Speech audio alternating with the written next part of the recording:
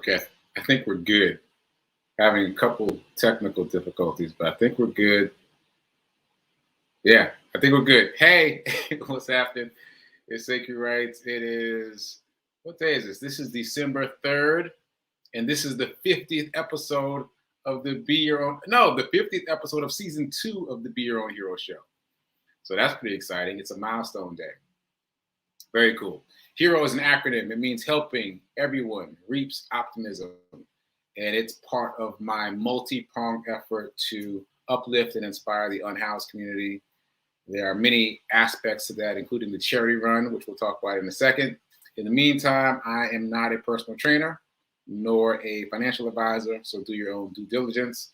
Shout out to New Thought Media Network for allowing me to be here in this space and in this time to talk about my journey of becoming my own hero.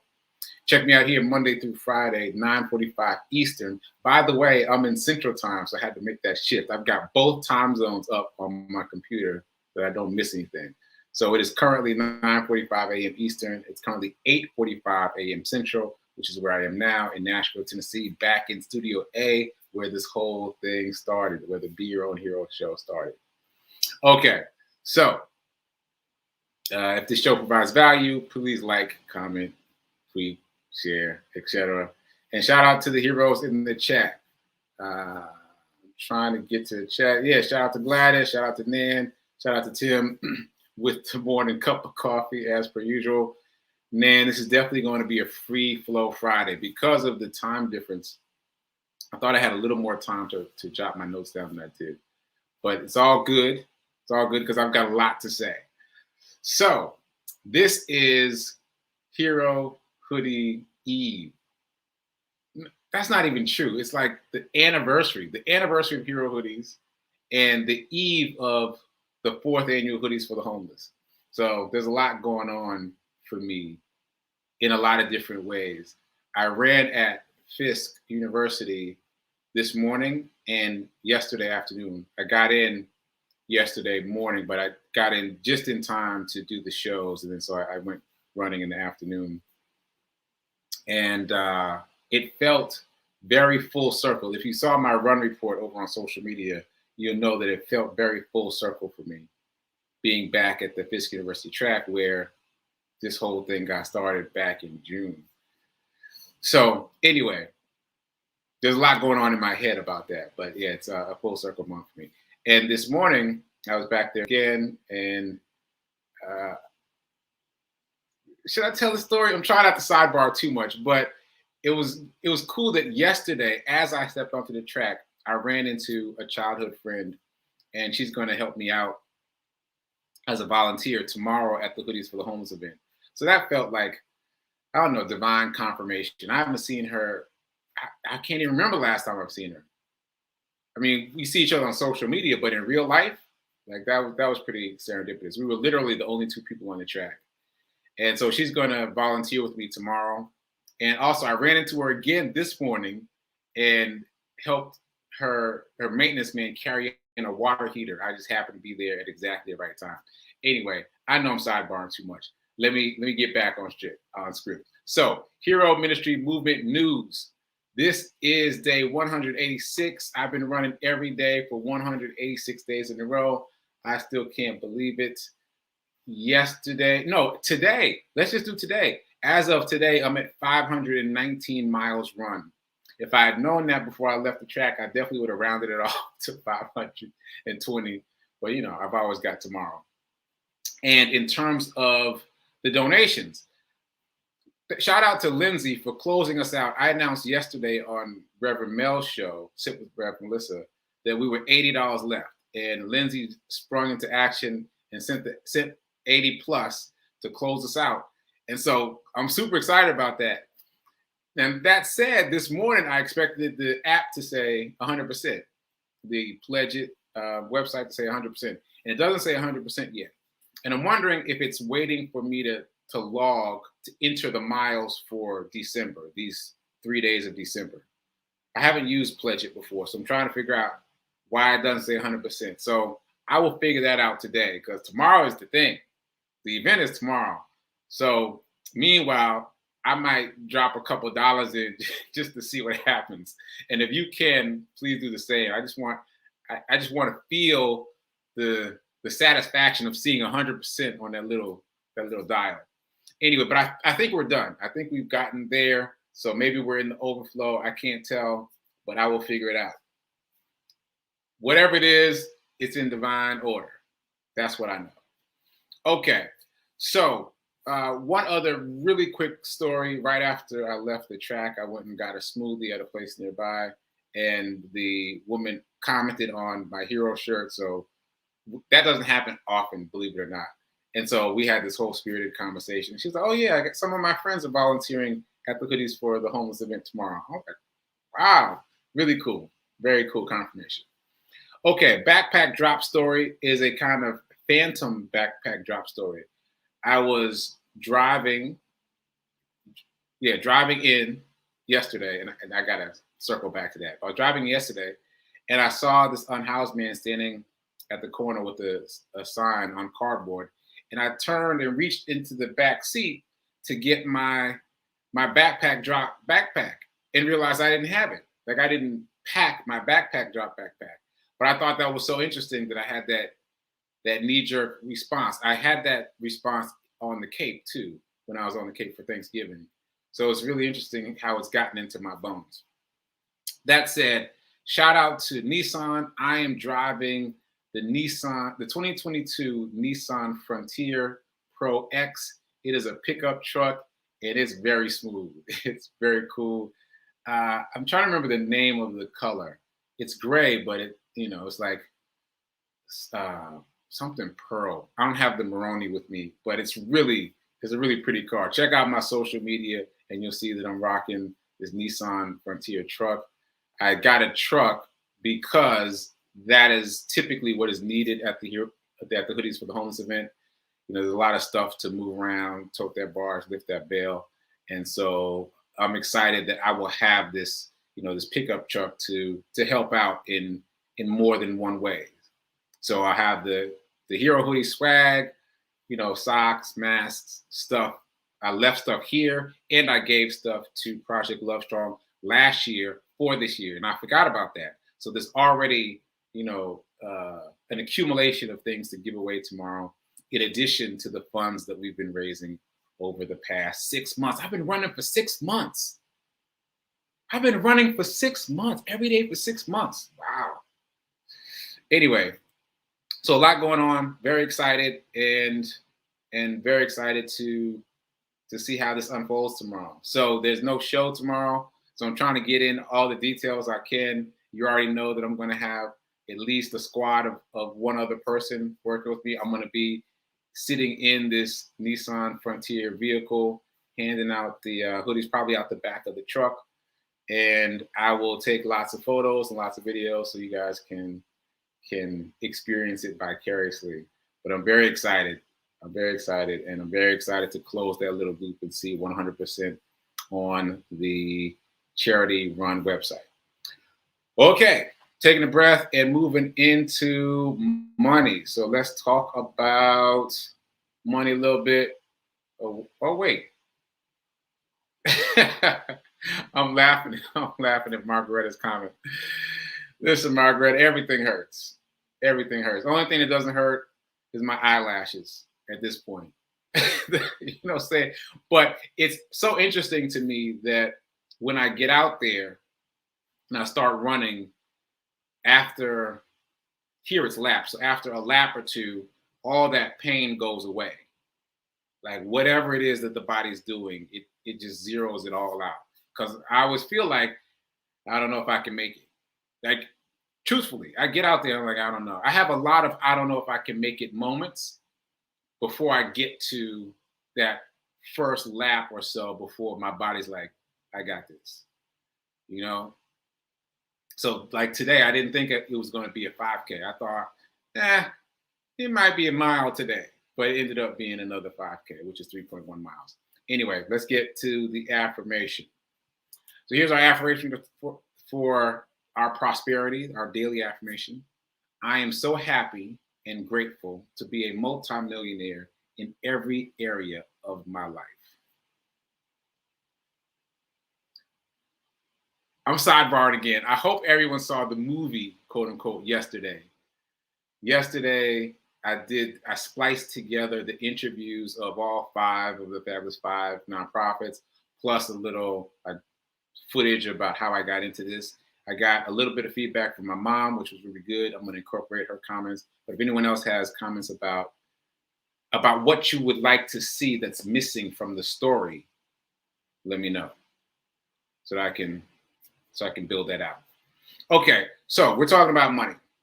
So here's what I want to talk about. I have been kind of recapping investment mindset fundamentals. That's what I'm calling it, based on my experiences over Thanksgiving, just overhearing conversations about money and just thinking about them differently. And so that's been, I hope, helpful to you. It's definitely been helpful to me. And just to recap, the very first thing, investing is not optional. I'm going to keep saying that because it's so true. I feel it now. Investing is not optional. You really do have to invest if you want to grow your money. And yesterday I was talking, was it yesterday? Well, recently I was talking about couponing and how when you save money, you should invest that same amount, even if it's only a few cents. And that action becomes cumulative. And then you end up with, more and more and more. So that's definitely something to apply as you're using coupons. Even if it doesn't say how much you're saving, figure it out. Like, do the math and figure out, okay, I'm using this coupon and it's good for this. And so I'm saving X amount of money, and then take that X amount of money and stick it somewhere in the stock market or stick it into an investment. But mainly we've been talking about the stock market. Okay, so that was just a really brief kind of recap about mindset. And don't forget to listen to my podcast, the Get Rich 101 podcast. It's really impactful in terms of mindset around abundance. Okay, so specifically, I want to talk about the Cash App again. So Cash App, for those of you that don't know, is an app on your phone. It allows peer-to-peer money transfers, which, as I think about it right now, is a precursor to cryptocurrency, because cryptocurrency is essentially enables peer-to-peer money transfers. Okay, so Cash App, again, peer-to-peer money transfer, so you can just send someone money. You don't have to go through Western Union or anything like that. And they do take their fee between the transactions, and that's how they make their money. But I've mentioned that it now allows you to send stock or Bitcoin to other people. So you can literally send someone stock, which is amazing, because you can get someone into the stock market that's dragging their feet about it. Because if you send it to them, they're going to hit that accept button, and then all of a sudden they have stock. So super excited about that. And because I was experimenting with that recently, I decided to check out the Bitcoin side of it. So rewind a couple weeks, and we were talking about how you can purchase Bitcoin on Cash App. And for some reason, it is counted as an IOU, like it's not actually buying Bitcoin. And that part I don't really understand, but I've seen that all over the internet now, that the Bitcoin you buy on Cash App is not quite Bitcoin that you own. So when I learned about that, I was like, okay, well, I'll stop buying Bitcoin on Cash App. And also I'll figure out how to transfer my Bitcoin off of Cash App. Because even though I don't understand it, I just want to be in a place where you're supposed to actually own the Bitcoin. And I don't have much, but I want to have what I got, right? So what I did was get a wallet.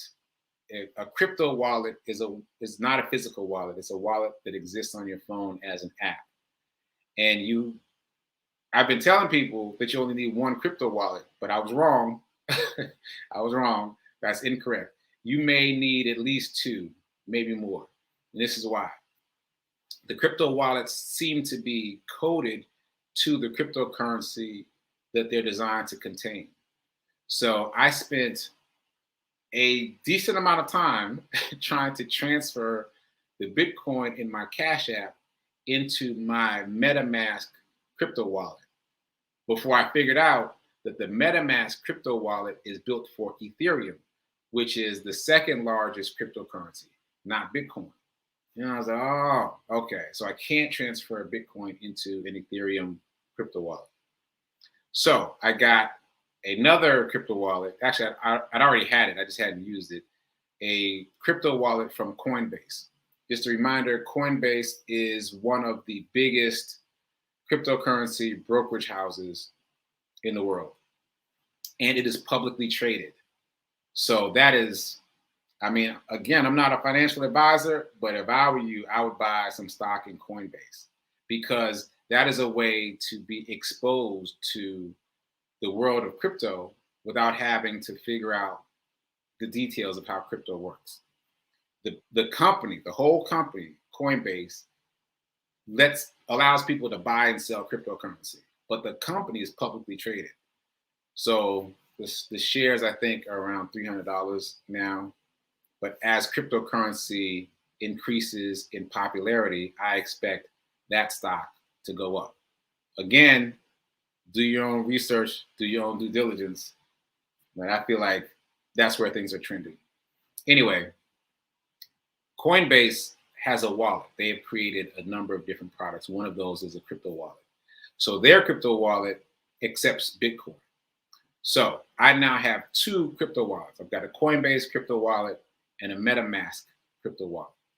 The MetaMask crypto wallet is empty because you need Ethereum or NFTs to put into it. And I don't think I have, I know I don't have any NFTs, but I don't think I have any Ethereum, I have to see. Anyway, and the Coinbase wallet accepts Bitcoin. Now, here are the things you need to know. I know I'm only talking to a minority of the people out there now. I recognize that. But for those minority that this applies to, this is what you need to know. When you transfer the Bitcoin off of Cash App, first of all, there's a fee. No, actually, that's not first of all. First of all, it's going to ask you if it's a legend or something else that I can't pronounce. Legend basically means it's old. So if you're doing it now, it'll be the other option because it's new. That's what I figured out after much Googling. So the other one, not legend. Legend means old. It's the other one because you're doing it now. The software has been updated since the old days of transferring Bitcoin. That's number one. Number two, there's going to be fees. So based on how much you're transferring, Cash App is going to take a cut. The fee depends upon the speed at which you want the transaction done. The fastest speed has the biggest transaction fee. The lowest speed is free, but it takes, I don't know, like 24 hours, it says. And also it has to be a certain amount. Like my intention was to transfer just a tiny, tiny little bit of Bitcoin to make sure the whole thing works. This is my habit. I like to do a little bit, just make sure everything works, and then I'll go heavy. But the little bit didn't work because it won't allow you to transfer free unless you transfer more. So then I was like, well, let's just try to transfer the whole thing. Let me tell you something. It is nerve-wracking when it vanishes from one place and it doesn't show up in the other place. Like not even as pending. It's just gone. And there's all these warnings like make sure you got the address right. You have to, in order to transfer it, you have to go to your go to your wallet and get this code. Best to copy it. You know what I mean? Like copy, paste, copy it. Like don't write it down. Like best to copy, paste it so that you know that the computer has it exactly right because it's a long string of random numbers and letters. So copy that.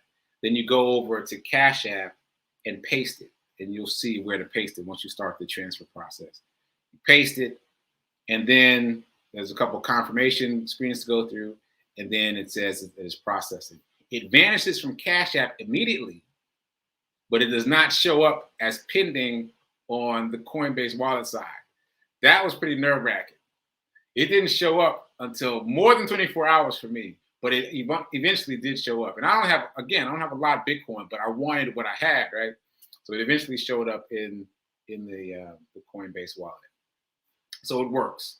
It just takes a little time if you want to transfer for free, or you can transfer immediately and pay the fee. Okay, so bottom line for the folks who aren't at this level yet, if your intention is to use cryptocurrency and NFTs at some point, then you should get a wallet. Just like opening a brokerage account, you do not need to fund it. You can just download it on your smartphone. There's a Coinbase wallet and there's a MetaMask wallet. There's thousands of wallets. Just to give you a sense of scale, there's over 1 million users of just the MetaMask wallet alone. So it's like a rapidly trending technology.